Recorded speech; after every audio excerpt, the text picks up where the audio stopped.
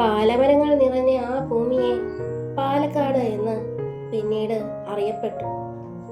തമിഴ് കേരള സംസ്കാരങ്ങളുടെ ഒരു മിശ്രണമാണ് ഈ ഭൂമി.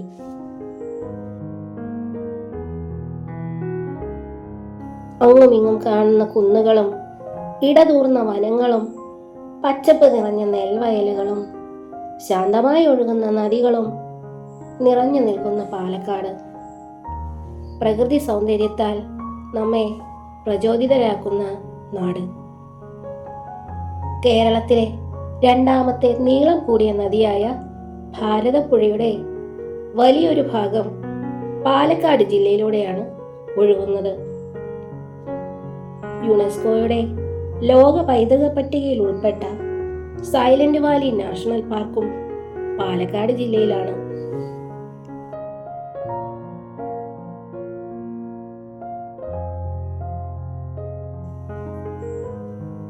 നാം ഇപ്പോൾ കടന്നു പോകുന്നത് കുതിരാൻ തുരങ്കത്തിലൂടെയാണ്. കുതിരാൻ തുരങ്കത്തിലൂടെയുള്ള ഒരു യാത്ര ഒരു പ്രത്യേക അനുഭവം തന്നെയായിരുന്നു ഞങ്ങൾക്ക്.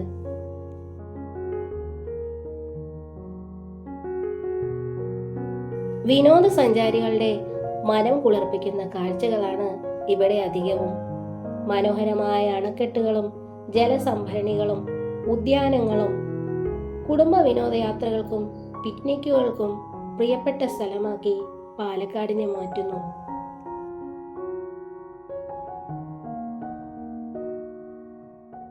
നിരവധി കോട്ടകളും ക്ഷേത്രങ്ങളും ഈ നാടിന്റെ സമ്പന്നമായ ചരിത്ര പൈതൃകത്തിന് സാക്ഷ്യം വഹിക്കുന്നു.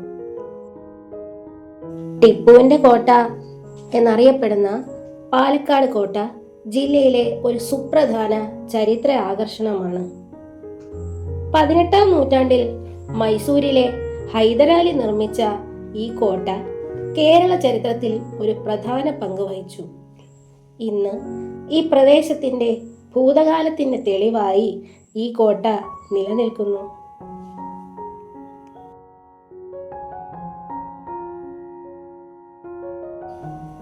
ജൈന സമൂഹത്തിന്റെ വാസ്തുവിദ്യാ വൈദഗ്ധ്യം പ്രകടമാക്കുന്ന അതിമനോഹരമായ കൊത്തുപണികളും ശില്പങ്ങളും ജൈനിമേട്ടിലെ ജൈനക്ഷേത്രത്തിൽ കാണുവാൻ സാധിക്കും. സാംസ്കാരികവും മതപരവുമായ വൈവിധ്യങ്ങളെക്കുറിച്ചുള്ള ഉൾക്കാഴ്ച നമുക്ക് സമ്മാനിക്കുകയാണ് ഈ സ്ഥലം.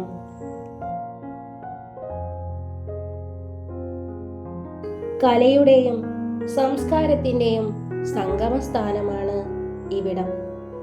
പ്രാദേശിക ഉത്സവങ്ങളുടെയും സാംസ്കാരിക ആഘോഷങ്ങളുടെയും അവിഭാജ്യമായ ഊർജ്ജസ്വലമായ നാടോടി സംഗീതത്തിനും നൃത്തരൂപങ്ങൾക്കും പേരുകേട്ടതാണ് പൂരങ്ങളുടെയും വേലകളുടെയും നാടായ പാലക്കാട്. പാലക്കാട് നടക്കുന്ന മനോഹരമായ മറ്റൊരാഘോഷമാണ് നെന്മാറ വല്ലങ്കി വേല.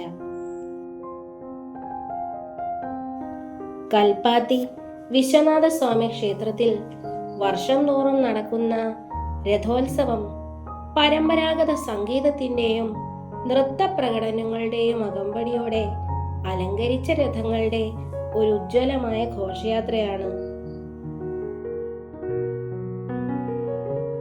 നാം ഇപ്പോൾ കൽപ്പാത്തിയിൽ എത്തിച്ചേർന്നിരിക്കുകയാണ്. രഥോത്സവത്തിനു വേണ്ടിയുള്ള രഥങ്ങൾ അലങ്കരിക്കുന്നതിനുള്ള അവസാനവട്ട ചടങ്ങുകൾ നടക്കുന്ന സമയത്താണ് ഞങ്ങൾ അവിടെ എത്തിച്ചേരുന്നത്. കൽപ്പാത്തി എന്നത് ഒരു പരമ്പരാഗത ഗ്രാമമാണ്. കേരളത്തിലെ ആദ്യത്തെ പൈതൃക ഗ്രാമമാണിത്. കഴിഞ്ഞ 600 വർഷമായി തലമുറകളിലൂടെ കൈമാറ്റം ചെയ്യപ്പെട്ട പാരമ്പര്യത്തിന്റെ പേരിൽ മാത്രമല്ല, തമിഴ് കുടിയേറ്റ ബ്രാഹ്മണ ഗ്രാമമായ ഈ സ്ഥലം കേരളത്തിലെ കർണാടക സംഗീതത്തിന്റെ കേന്ദ്രം എന്ന നിലയിൽ കൂടിയാണ് കൂടുതൽ പ്രചാരത്തിലുള്ളത്.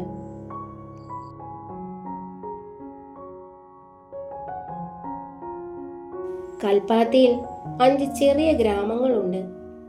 അവ പഴയ കൽപ്പാത്തി, പുതിയ കൽപ്പാത്തി, ചാത്തപുരം, ഗോവിന്ദരാജപുരം, മന്തക്കര എന്നിവയാണ്.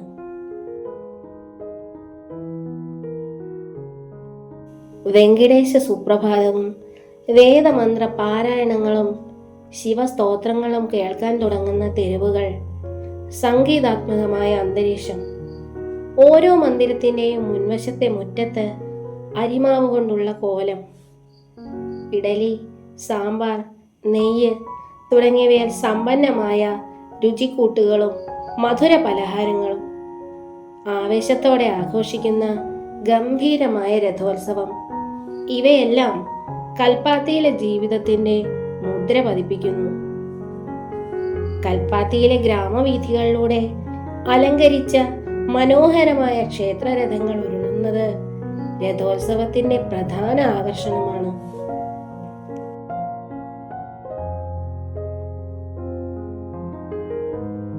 വിശാലാക്ഷി സമേത വിശ്വനാഥ സ്വാമി ക്ഷേത്രമാണ് ഉത്സവത്തിന്റെ പ്രധാന കേന്ദ്രം. പുതിയ കൽപ്പാത്തി, പഴയ കൽപ്പാത്തി, ചാത്തപുരം എന്നീ ഗ്രാമങ്ങളിലെ 3 ഉപക്ഷേത്രങ്ങളും ഈ രഥോത്സവത്തിൽ പങ്കെടുക്കുന്നു. ഗംഗാതീരത്തുള്ള വാരണാസി കാശി വിശ്വനാഥ ക്ഷേത്രവുമായി വിശാലാക്ഷി സമേത വിശ്വനാഥ സ്വാമി ക്ഷേത്രത്തിന്റെ സാമ്യമാണ് കാശിയിൽ പാതി കൽപ്പാത്തി എന്ന വിളിപ്പേരിന് കാരണമായിട്ടുള്ളത്. പുതിയ കൽപ്പാത്തി, പഴയ കൽപ്പാത്തി, ചാത്തപുരം, ഗോവിന്ദരാജപുരം എന്നീ 4 ബ്രാഹ്മണ അഗ്രഹാരങ്ങൾക്ക് നടുവിലാണ് ഈ ക്ഷേത്രം സ്ഥിതി ചെയ്യുന്നത്. വിശ്വനാഥ ക്ഷേത്രത്തിന്റെ ഐതിഹ്യം ഇങ്ങനെയാണ്. കാശിയിൽ നിന്ന് മടങ്ങുമ്പോൾ ലക്ഷ്മിയമ്മാൾ എന്ന ബ്രാഹ്മണ സ്ത്രീ കാശിയിൽ നിന്നും ബാണലിംഗം എന്നറിയപ്പെടുന്ന ശിവലിംഗം കൊണ്ടുവന്നുവെന്നാണ് ഐതിഹ്യം. കൽപ്പാത്തിയിലെത്തിയപ്പോൾ അഗ്രഹാരങ്ങളും പുണ്യനദിയുടെ പരിസ്ഥിതിയും കണ്ടപ്പോൾ നദിയുടെ തീരത്ത് ശിവലിംഗം പ്രതിഷ്ഠിക്കാൻ അവർക്ക് ആഗ്രഹം തോന്നി. അന്നത്തെ പാലക്കാട് രാജാവ് ശ്രീ ശേഖരിവർമ്മൻ രാജയോട് അവർ ഇക്കാര്യം അഭ്യർത്ഥിക്കുകയും രാജാവ് ഇതിന് സമ്മതിക്കുകയും ക്ഷേത്ര നിർമ്മാണത്തിനുള്ള എല്ലാ സഹായവും നൽകുകയും ചെയ്തു. ക്ഷേത്ര നിർമ്മാണം അദ്ദേഹം തന്റെ കുടുംബാംഗങ്ങളിൽ ഒരാളായ വലിയ കോണിക്കലിടത്തിലെ ഇട്ടിക്കൊമ്പി അച്ഛനെ ഏൽപ്പിച്ചിരുന്നു. ക്ഷേത്രത്തിന്റെ പരിപാലനത്തിനായി രാജാവ് ചില സ്വത്തുക്കൾ സ്വന്തമായി നീക്കിവെച്ച ഭൂമിയും അതിൽ നിന്നുള്ള വരുമാനവും ഇനാം അല്ലെങ്കിൽ നികുതി രഹിതമാക്കി.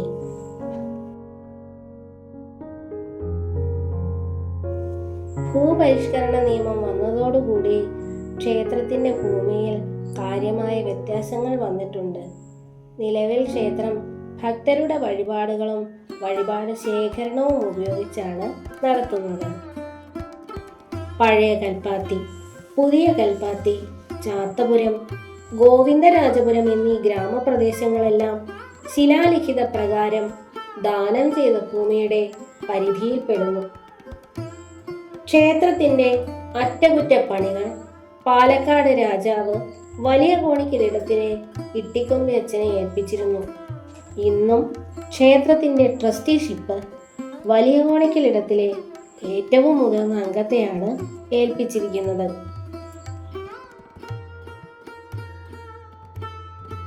ഭാരതപ്പുഴയുടെ പോഷക നദിയായ കൽപ്പാത്തി നദിയുടെ തീരത്താണ് വിശാലാക്ഷി സമേത വിശ്വനാഥ സ്വാമി ക്ഷേത്രം സ്ഥിതി ചെയ്യുന്നത്. വിശ്വനാഥ സ്വാമിയുടെ വിഗ്രഹം ഒരു ബാണലിംഗമാണെന്ന് പറഞ്ഞുവല്ലോ. ബാണലിംഗത്തിന് ഭക്തരുടെ മനസ്സിനെ കാന്തം പോലെ ആകർഷിക്കുവാനുള്ള ശക്തിയുണ്ട്. വിശ്വനാഥ സ്വാമിയുടെ സമീപത്തായി വിശാലാക്ഷി എന്ന പേരിൽ അറിയപ്പെടുന്ന പാർവതി ദേവിയുടെയും പ്രതിഷ്ഠയുണ്ട്. ക്ഷേത്രത്തിലെ പരിവാര ദേവതകളായി സൂര്യൻ, ഗണപതി, ദക്ഷിണാമൂർത്തി, ചണ്ഡികേശ്വരർ, ഗംഗാധരേശ്വരർ, സുബ്രഹ്മണ്യ സ്വാമി, കാലഭൈരവർ എന്നിവരെയും കാണാം. ക്ഷേത്രത്തിലെ നവഗ്രഹ ദേവതകളും അവരുടെ പത്നിമാരുമൊത്തുള്ള പ്രതിഷ്ഠ സമീപകാലത്തായി പ്രതിഷ്ഠിച്ചതാണ്.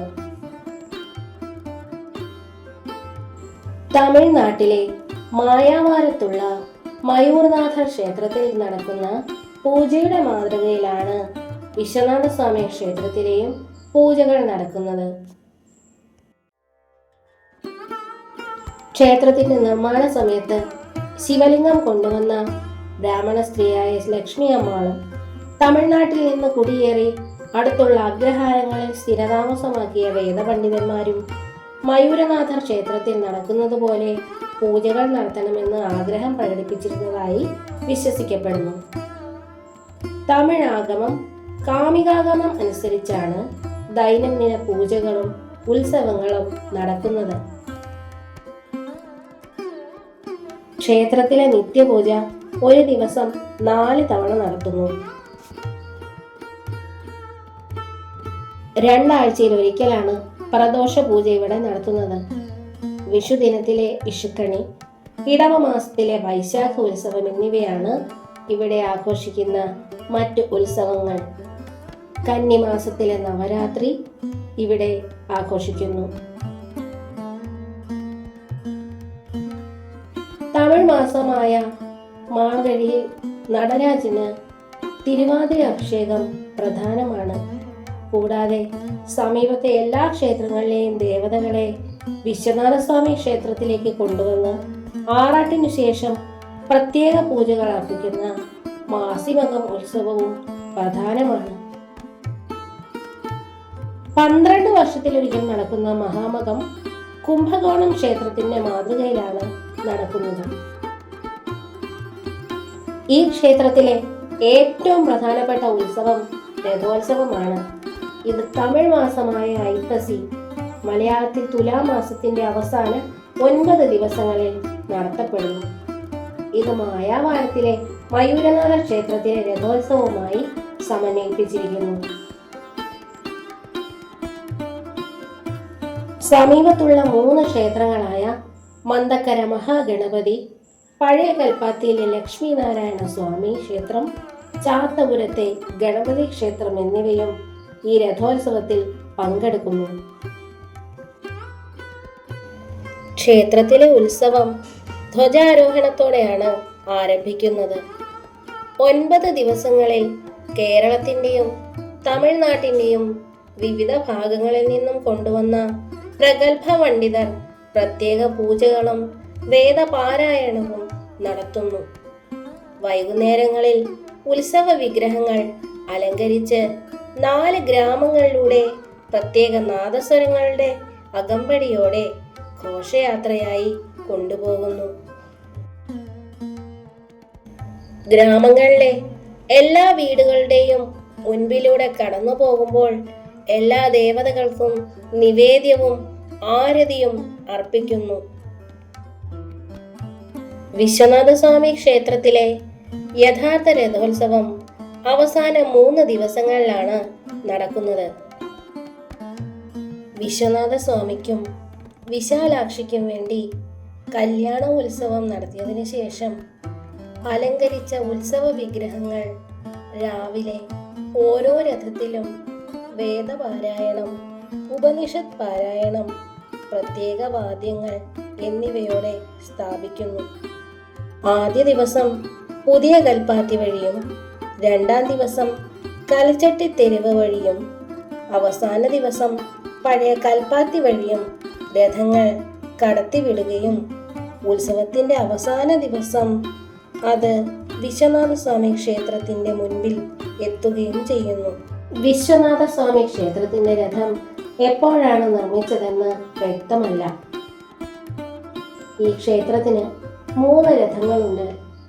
ഏറ്റവും വലുത് ശ്രീ വിശ്വനാഥസ്വാമിക്കും, 2ാമത്തെ വലിയ രഥം ഗണപതിക്കും, 3ാമത്തെ രഥം വള്ളിയും ദേവയാനിയും ഭാര്യമാരുള്ള ശ്രീ സുബ്രഹ്മണ്യ സ്വാമിക്കും വേണ്ടിയാണ് ഉപയോഗിക്കുന്നത്. മന്ദക്കര മഹാഗണപതിയുടെ രഥം ആദ്യമായി നിർമ്മിച്ചത് 1885-ലാണെന്ന് തെളിയിക്കുന്ന തെളിവുകളുണ്ട്. എല്ലാ രഥങ്ങളും ക്ഷേത്രത്തിനു മുന്നിലുള്ള ശ്രീ വിശ്വനാഥ സ്വാമി ക്ഷേത്രത്തിലെ രഥങ്ങളുമായി സംഗമിക്കുന്നു. ഭക്തർക്ക് എല്ലാ ദേവന്മാരെയും ഒരു സ്ഥലത്ത് പ്രാർത്ഥിക്കാൻ കഴിയുന്ന ഒരു മനോഹര കാഴ്ചയാണിത്. എല്ലാ വർഷവും നവംബറിൽ കൽപ്പാത്തിയിൽ നടത്തുന്ന രഥോത്സവം പാലക്കാടിൻ്റെ ഏറ്റവും വലിയ ഉത്സവമാണ്. അറിയുവാൻ ഇനിയുമേറെ ചരിത്രമുണ്ട് പാലക്കാടിന്. ഇവിടുത്തെ പ്രകൃതി തൻ്റെ അനന്തമായ സൗന്ദര്യത്തെ ഒരു ക്യാൻവാസ് പോലെ നമുക്ക് മുൻപിൽ വരച്ചിടുന്നു. സംസ്കാരം, പാചകരീതി, സാഹസികത, ശാന്തത എന്നിവ കൈകോർക്കുന്ന ഒരു നാട്.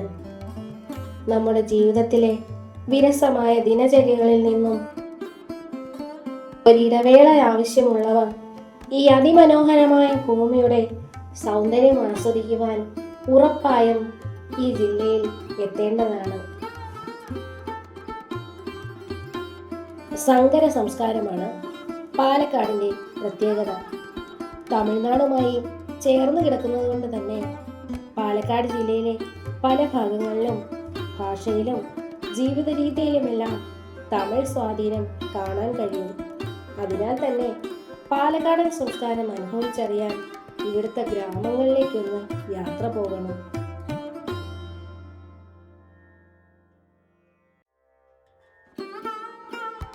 കേരളത്തിൻ്റെ ഏറ്റവും പുരാതനവും സമ്പന്നവുമായ സാംസ്കാരിക പൈതൃകം എന്ന ഖ്യാതി പാലക്കാടിനുണ്ട്.